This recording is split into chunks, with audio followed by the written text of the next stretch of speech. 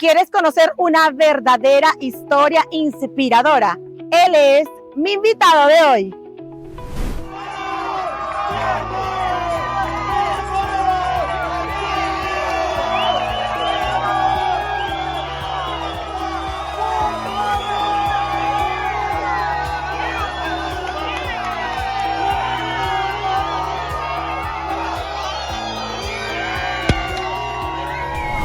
Juan Pablo dos Santos, atleta, modelo, conferencista, quien además es el primer venezolano en completar el maratón de Nueva York. Nos vamos a encontrar con él acá en la Plaza de la Floresta de la Gran Caracas para conocer su grandiosa historia inspiradora. Así que vengan conmigo, yo soy Rita Di Mattía y esto es Plaza 24.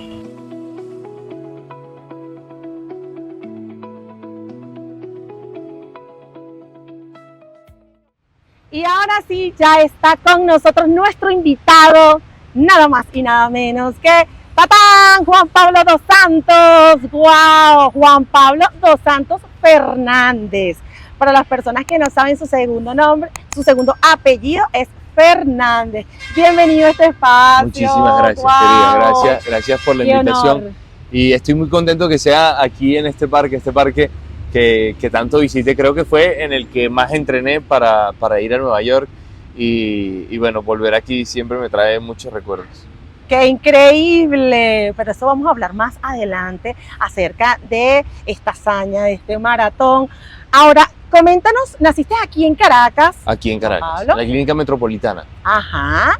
Y en 1999. 99. Ajá, un 14 de junio, si no 14 de junio, no, pero hiciste la tarea. Ajá. Y cuéntame cómo fue esa infancia, cómo era ese niño, Juan Pablo. Mira, yo nací y mi papá ya había muerto. Mi papá muere cuando mi mamá tenía 6 meses de embarazo. ¡Wow! La verdad para mí nunca fue un trauma o una pérdida, porque bueno, siempre crecí sin papá y mi mamá nunca permitió que nos faltara nada. Para mí fue muy normal y me empiezo a dar cuenta de esta carencia ya cuando tenía 7, 8, 9 años, que todos los papás de mis amiguitos eran quienes los llevaban al fútbol, que eran quienes los llevaban a los deportes, a las actividades extracurriculares y bueno, esos días del padre donde se suele hacer ese regalito y bueno, yo invitaba a mi mamá o en algunas ocasiones llegué a invitar a mi abuelo o a mi padrino, pero nunca tenía como a mi papá, entonces siempre era como buscar a quién invitar y sí en esos momentos sentía como un poco de por qué los demás niños tienen papá y yo no.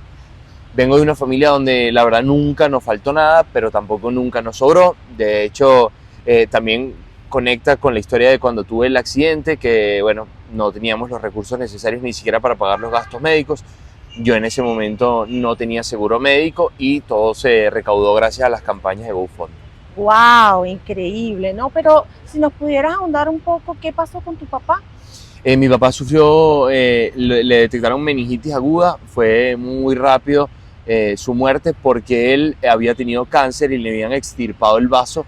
Entonces, bueno, fue mucho más acelerado y después de que lo llevaron a la clínica, a las pocas horas, los médicos dijeron que ya tenía muerte cerebral y bueno, tuvieron que tomar la decisión de desconectar. ¿Y cuántos hermanos tienes tú? Yo tengo un solo hermano, un hermano mayor, él tiene 2 años más que yo, él nació en el año 97 y hoy en día vive en España. Ah, vale. Ahora, ¿dónde estudiaste? ¿Cómo fue tu primaria? Háblanos un poquito también de esa parte. Yo estudié aquí mismo, cerca de este parque donde estamos grabando, en Cebucán, en el Colegio Santa Gema. O sea, desde los 3, 4 años estuve en el mismo colegio y me gradué ahí.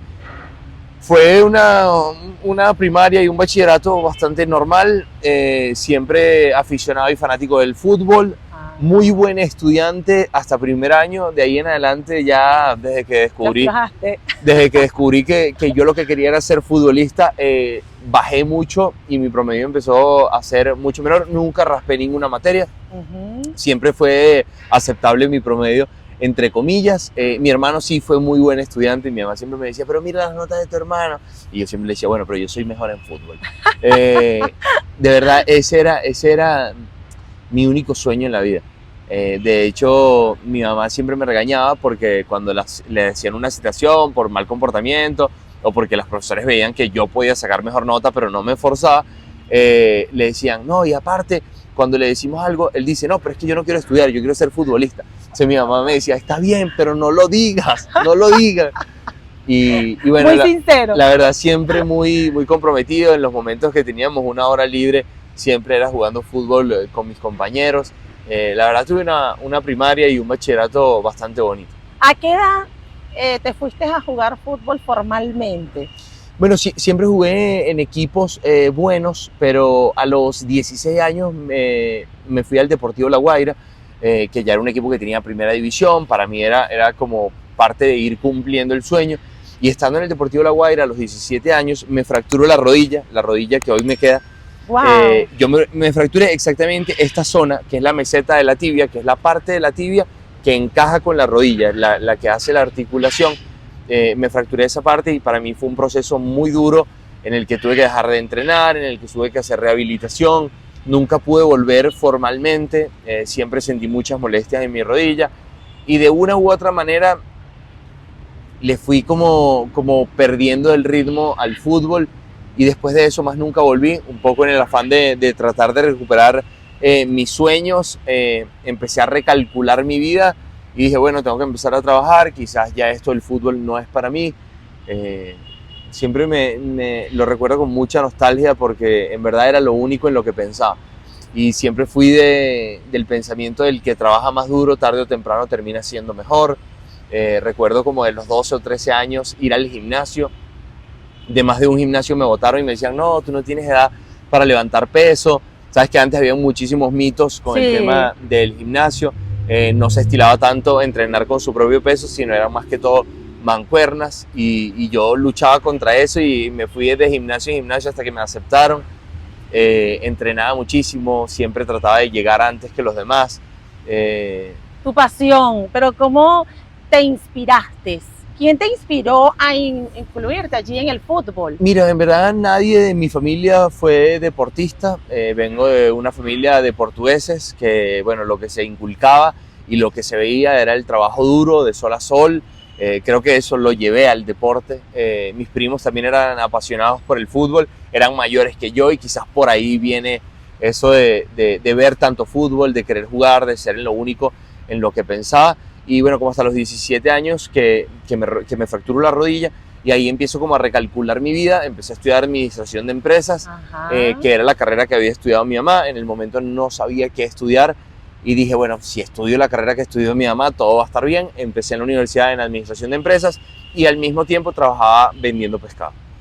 Ajá, ese era un punto importante. ¿Qué día ibas tú a vender pescado con tu mamá? ¿Y dónde era eso? Bueno, yo primero empecé vendiendo pescado en el mercado mayor de Coche con mi mamá, pero mi mamá nunca me pagaba lo que yo quería ganar. Entonces yo en poco tiempo le dije, mira mamá, yo te quiero mucho, te voy a apoyar, lo que tú necesites, yo estoy aquí, pero yo me voy a abrir, necesito tu apoyo igual, ayúdame a que los proveedores del pescado me den el pescado, me fíen, porque yo ahorita no tengo para pagar de contado las facturas, pero necesito tu ayuda en ese sentido. Entonces yo alquilé un camión de pescado.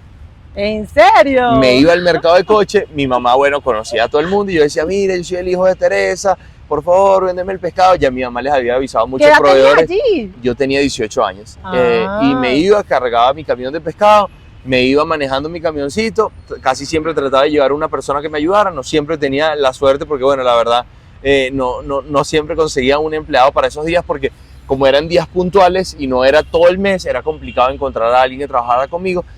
Yo me venía a un parque que está cerca, aquí en Cebucán también, es muy cerca del colegio, y vendía el pescado allí. Vendía los miércoles y jueves, y los jueves en la tarde y los viernes me encargaba de repartirlo delivery. Le mandaba las cadenas de toda la lista de las cosas que tenía a las mamás del fútbol, a las amigas de mi mamá. Comerciante además este muchacho. Era la herencia que me había quedado, la vena portuguesa que seguía intacta. Claro que sí. Y ahora tu mamá forma parte principal en todo tu proyecto de vida, en todo lo que estás haciendo. No, bueno, nunca dejó de serlo. Mi mamá siempre ha sido, tenemos una relación muy particular, el que nos conozca Mi mamá y yo parecemos más amigos que madre e hijo. De hecho, ahorita por lo menos que estuvimos en el maratón de Nueva York, la gente nos decía, ¿y ustedes qué son? O sea, yo me imagino que pensaba que éramos pareja. Pero la verdad es que mi mamá y yo tenemos un trato muy cercano, muy amigable, muy jovial. Mi mamá es una persona que se ve mucho más joven de lo que es, aparte. Sí, eso te iba a comentar, que tu mamá se ve joven. ¿Qué edad tiene ella? Eso porque yo me he portado muy bien en la vida, entonces no le he sacado casi canas y esa mujer se ve nítida. Y ella siempre ha estado allí, de verdad. Mi mamá ha sido ese apoyo y ese pilar en los momentos de mi vida donde yo no he encontrado respuestas, donde ni siquiera he sabido hacerme las preguntas necesarias, y ella siempre ha estado. Estuvo en esos 40 días de la clínica después del accidente, estuvo cuando fui a hacer todo mi tratamiento de prótesis en Brasil, y creo que ha sido ese apoyo perfecto. También en los momentos que he sentido o he percibido que ella ha necesitado mi apoyo y mi ayuda, he tratado de devolverle un poquito de lo bueno que me ha dado. Maravilloso. Las madres, como siempre, nosotras las mamás. Pero al regreso de esta pausa vamos a conocer qué fue lo que pasó, qué fue lo que cambió la vida de este hombre inspirador. Así que no se aparten de Plaza 24 porque ya venimos con más.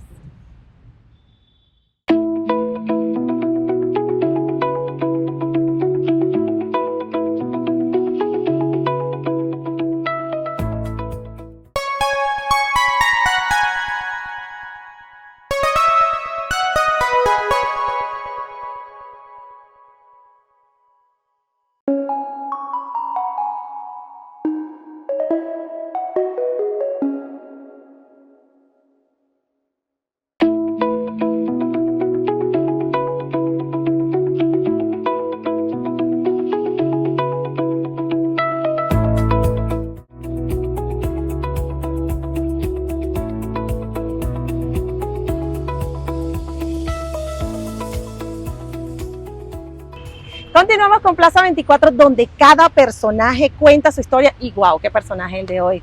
Dios mío. Juan Pablo dos Santos, aquí lo tenemos. Nos va a contar acerca de esta situación difícil que tú viviste. ¿Qué fue lo que pasó realmente, ese accidente que cambió tu vida, pero que además la transformó para tener un propósito e inspirar a muchas personas? Bueno, esa creo que fue una de las partes más bonitas de todo, y es que después de todo lo negativo que pasó, después de ese accidente tan duro, a los 20 años pude rehacer mi vida, pero para eso hubo que luchar mucho. Yo el 8 de septiembre del 2019 salía de casa de quien era mi novia en ese momento a una discoteca en Las Mercedes. Recuerdo que minutos antes de salir se acerca el hermano de ella y me dice, ¿yo puedo ir con ustedes? Lo que a mí me pareció muy raro porque él no era cercano a mí. De hecho, nunca nos habíamos sentado a hablar, a conversar, nunca habíamos ido a ningún lugar juntos. Y le dije, sí, tenemos espacio, vente con nosotros, no hay problema. Yo manejaba a unos 5 minutos de haber salido en la autopista a la altura de la Urbina. Voy por el carril del medio de la autopista y me encuentro un motorizado de frente. Cuando lo veo, ya estaba a unos 20 metros. Logro esquivar hacia la izquierda. Él no tenía luces, por eso yo no lo había visto. Logro esquivar hacia la izquierda y cuando esquivo hacia la izquierda había otro motorizado en el carril rápido, también sin luces, a la misma altura del otro. Ya no podía volver hacia acá porque estaba el otro motorizado y en este carril estaba también. En ese momento, por coincidencia, casualidad, destino, decido esquivar y no chocar, y choco contra la defensa de metal de la autopista y la defensa entra por mi puerta del carro. El carro comienza a dar vueltas y esa defensa de metal es la que amputa mis 2 piernas. Su hermano, quien iba atrás, logra sacarme del carro. Ellos no sufrieron ningún daño, gracias a Dios quedaron ilesos, me ayudaron a salir del vehículo. Ahí él comienza a hacerme torniquetes con todo lo que tenía de ropa, se quitó la camisa, se quitó el cinturón y empezó a apretar mis piernas lo más que podía mientras llegaba la ayuda. La ayuda habrá tardado unos 10 minutos, 15 minutos en llegar. Y de ahí me trasladan a la clínica metropolitana. Yo después de ese día no recuerdo nada porque estuve sedado 3 días hasta el 11 y ahí comenzaría un proceso de 40 días de más de 16 intervenciones quirúrgicas, reconstrucción de cadera, fémur, pelvis, y aparte se juntaba el tema de los recursos. No teníamos los recursos necesarios ni siquiera para pagar los gastos médicos. En esos 3 días que yo había estado sedado se había viralizado mi caso en redes sociales. Ya muchas personas habían donado en la campaña de GoFundMe, muchas otras habían organizado torneos deportivos para recolectar dinero, campeonatos, rifas, se hizo de todo un poco y pude salir después de esos 40 días, llegar a una casa completamente distinta, que hasta mi casa había tenido que ser remodelada para poder recibirme, entendiendo que ahora hacían falta pasillos más amplios, puertas un poco más anchas, para que pasara la silla de ruedas. Y ya ahí, en lo único en lo que pensaba, era cómo rehacer mi vida, cómo recuperar un poco mi normalidad. Tenía muchísimos miedos, pensamientos negativos, de si algún día volvería a ser una persona normal, si podría representar como figura masculina a mi pareja, muchísimos miedos que poco a poco se irían resolviendo, pero uno de los temas más grandes que hacía ruido en mi mente era que no teníamos los recursos necesarios para comprar unas prótesis. En unas 3 semanas apareció un donante anónimo que hasta el sol de hoy no sé quién es y me envía a una de las mejores clínicas de Latinoamérica, me envía a Brasil con todos los gastos pagos. Wow. Yo llego a Brasil aún sin creerlo, mi mamá y yo nos sentíamos muy raros pero muy afortunados. En la ortopedia nos dicen, mira, puedes escoger lo que tú quieras, si no te gustan estas prótesis puedes cambiarlas, si te sientes más cómodo con estos pies, úsalos. Y fueron 2 meses de hacer lo mismo, 2 horas en la mañana y 2 horas en la tarde, con un único propósito, 120 entrenamientos para volver a caminar, pero en febrero del 2020 ya volví a mi país caminando, en ese afán de recuperar mi vida, volví a la universidad, volví a vender pescado, y poco a poco la vida me fue llevando por otro rumbo. ¿Vendiste pescado con las prótesis en esa oportunidad? Sí, de una manera distinta, ya ahora solo delivery, no era yo quien manejaba el camión, pero creo que tenía la necesidad de demostrarme a mí mismo que podía hacer todo lo que hacía antes. Y ahí mismo cae la pandemia, yo llego en febrero del 2020 y en marzo cae la pandemia. Creo que fue un momento muy bonito para mí porque si no capaz todavía vendería pescado y estudiaría administración o ya me hubiese graduado, pero fue un tiempo de estar conmigo mismo, fue un tiempo de dedicarme a recuperarme, de hacer muchísima rehabilitación y en ese tiempo descubrí que Volviste quizás... a nacer. Sí, y me reencontré con algo que todavía no sabía que se llamaba propósito, pero que yo sentía que podía hacer algo más, que vender pescado no tenía nada de malo y me daba el sustento y había mantenido a mi familia, pero que yo quería hacer otras cosas. Entonces me propuse como meta no desaprovechar ninguna oportunidad que me ayudara a cumplir mi propósito.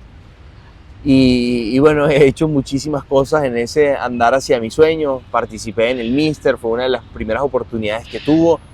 Y para mí poder representar a las personas que tenían cualquier tipo de discapacidad en ese momento era maravilloso. Y yo decía, bueno, qué mejor manera de aceptarme, de incluirme, de sentirme bien conmigo mismo que esta. ¿En qué lugar quedaste en el Mister? De primer finalista.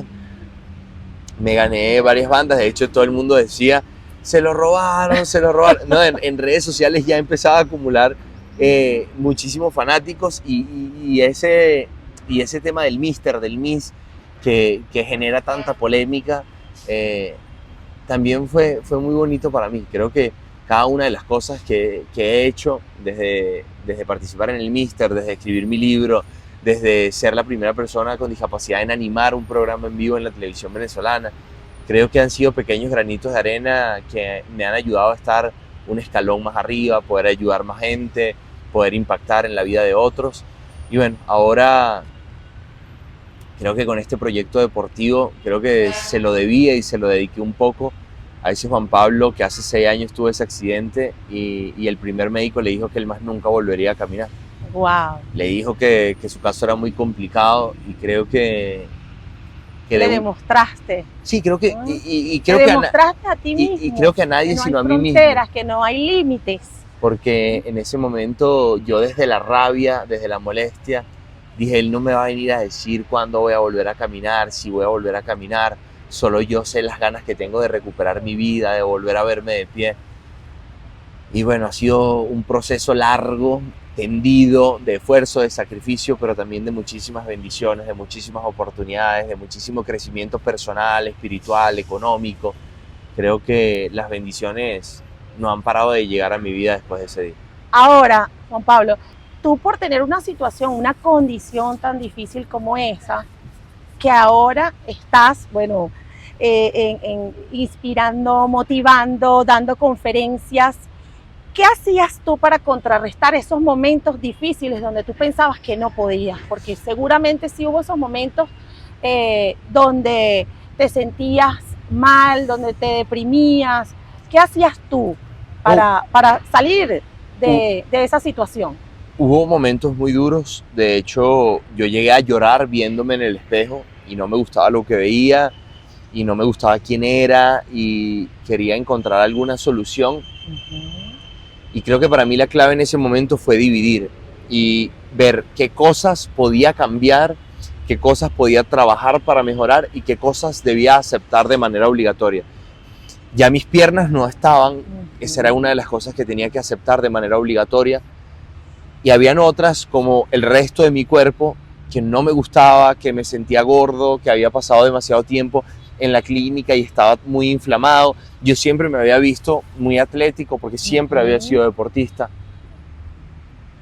Y en ese momento, para mí, comenzar a trabajar en las cosas que sí podía cambiar fue poco a poco ir encontrando una recompensa.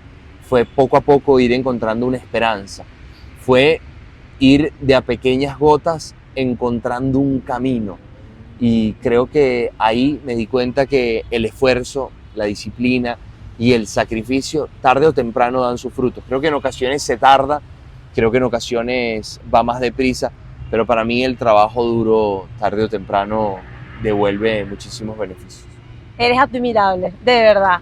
Muchísimas Juan Pablo dos Santos, aquí lo tienen. Al regreso vamos a conocer acerca de cómo le fue en el maratón de Nueva York. El primer venezolano en culminarlo. ¿Es así? ¿O no? Bueno, el primer venezolano con prótesis en culminarlo, con prótesis. por los datos en que las nos dos dieron, piernas. me parece muy bonito y para mí es un orgullo. Bueno, no se aparten porque al regreso venimos con más de Plaza 24.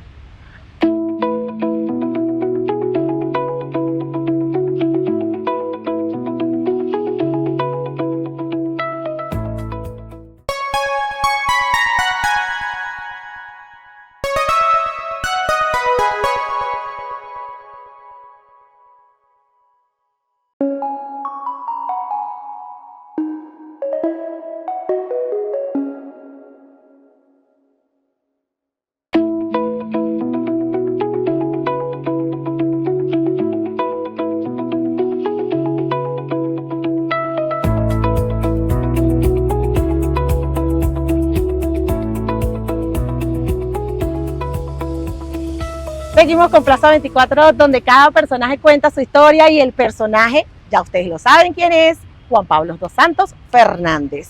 Y ahora nos va a hablar acerca de esa hazaña que obtuvo en el maratón de Nueva York.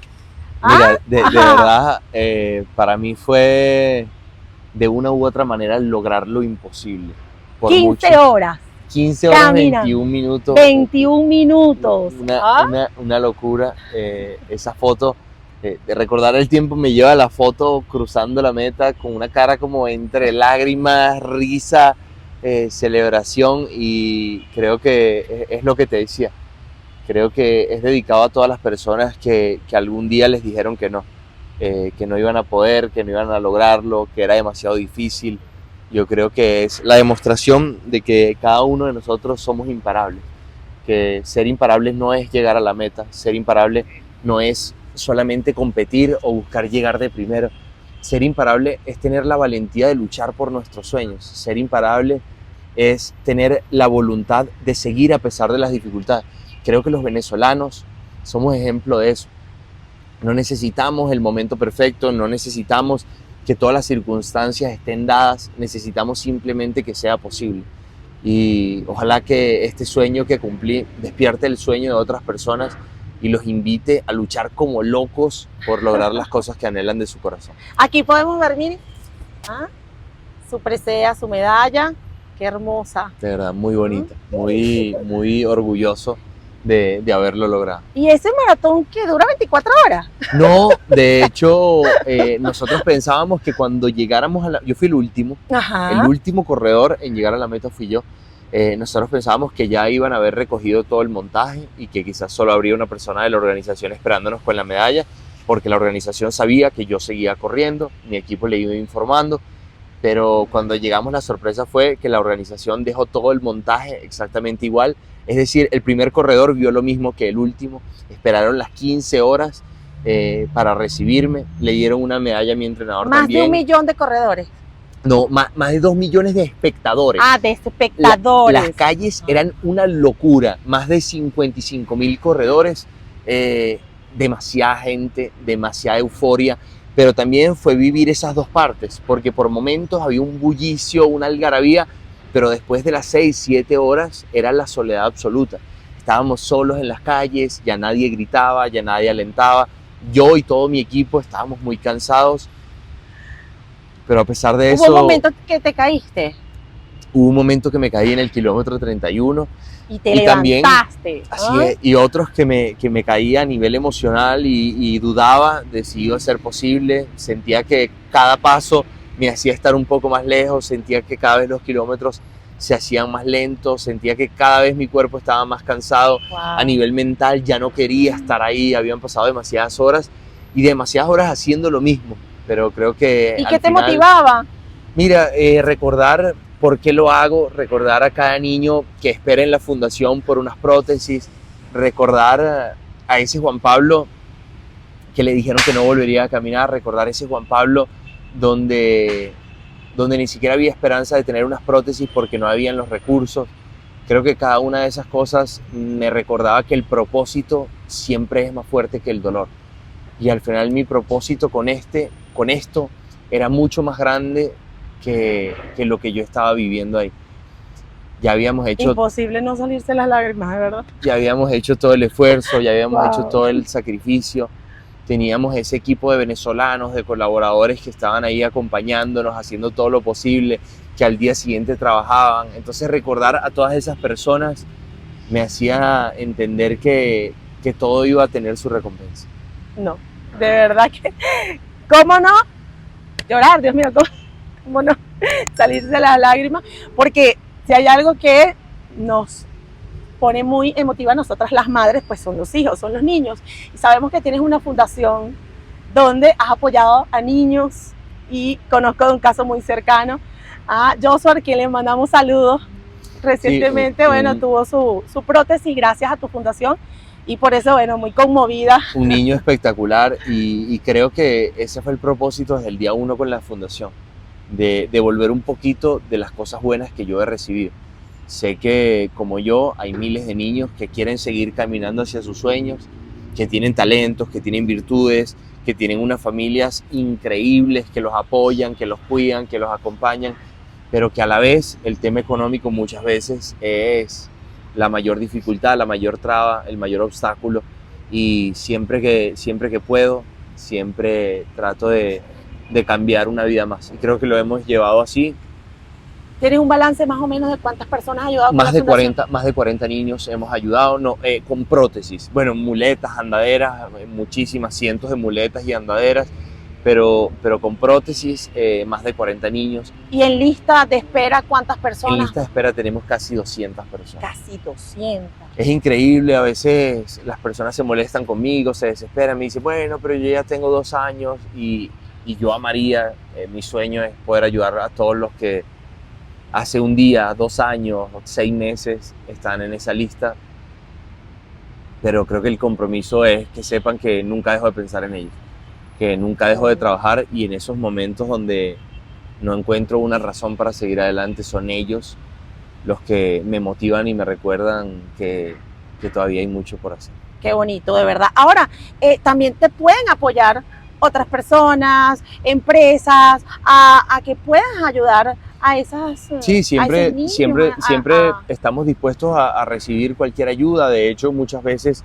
las personas apadrinan a niños y están muy pendientes de ellos, pueden ir ellos mismos a la ortopedia y conocer al niño, ser quien hace la donación, otros deciden donarlo de manera anónima, pero siempre estamos dispuestos a ayudar y a hacer enlaces para que al final la bendición llegue.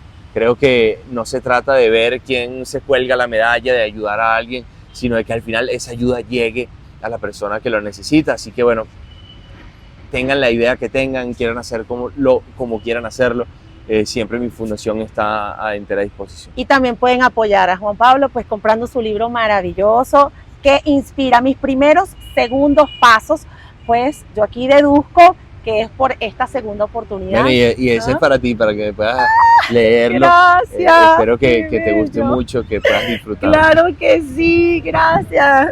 Qué sorpresa. Un libro donde busqué dejar todas mis herramientas, todas esas que me sirvieron en esos momentos donde yo no encontraba una razón para seguir luchando. De hecho, hay una parte que describo como lo que creo que es la fórmula para el éxito, entendiendo que todas las vidas son diferentes, pero la que para mí puede funcionar y encajar con la vida de cualquier persona. No, hay que leerlo, hay que leerlo. Bueno, nosotros también te tenemos un obsequio, un detalle, para que veas UN24, nuestro canal de streaming, y nos menciones en las redes sociales. Por favor, cuando te coloques esos lentes. ¿Qué tal si te los colocas de una vez y despedimos el programa con estas? Mira que yo no soy mucho de usar lentes, pero me los voy a poner aquí para que también me quede.